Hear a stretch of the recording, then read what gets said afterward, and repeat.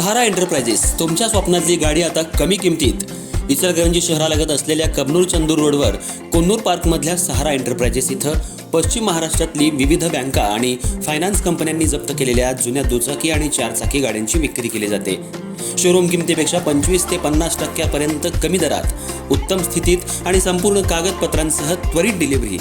दुचाकी 20,000 पासून पुढे तर चारचाकी 50,000 पुढे. आपल्या पसंतीची कार किंवा बाईक आता अगदी परवडणाऱ्या दरात घेऊन जा.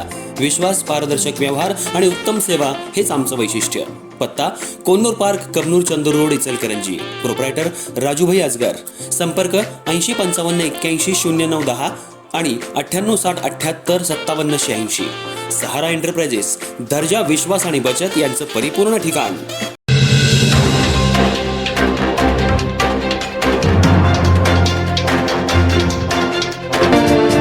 इचलकरंजी शहरात स्मार्ट मीटर बसवण्याच्या प्रक्रियेला विरोध करत भीमशक्ती सामाजिक संघटनेच्या वतीनं महावितरण कार्यालयावर मोर्चा काढण्यात आला. डॉक्टर बाबासाहेब आंबेडकर यांच्या पुतळ्यापासून या मोर्चाला सुरुवात झाली.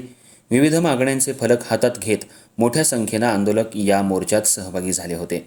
यावेळी महावितरणच्या विरोधात जोरदार घोषणाबाजी करण्यात आली.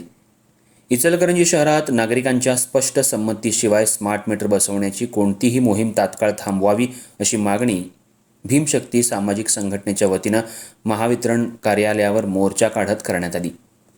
डॉक्टर बाबासाहेब आंबेडकर यांच्या पुतळ्यापासून सुरू झालेला हा मोर्चा महावितरण कार्यालयापर्यंत काढण्यात आला. यावेळी संघटनेचे पदाधिकारी, कार्यकर्ते आणि नागरिक मोठ्या संख्येनं सहभागी झाले होते. हातात मागण्यांचे फलक घेत आंदोलकांनी महावितरण प्रशासनाच्या विरोधात जोरदार घोषणाबाजी केली.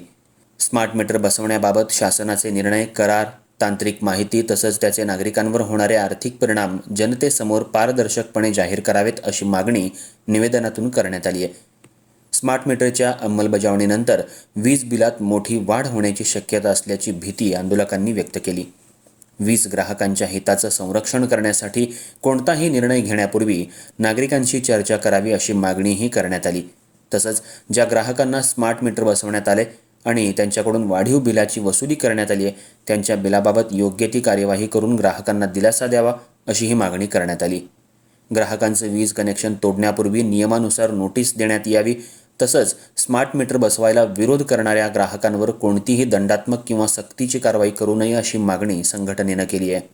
यावेळी आंदोलकांनी लोकशाही पद्धतीनं जनतेच्या मागण्यांचा विचार करून सकारात्मक निर्णय घ्यावा अशी भूमिका मांडली, असं निवेदन महावितरण कार्यकारी अभियंता वैभव गोंदिल यांना देण्यात आलंय.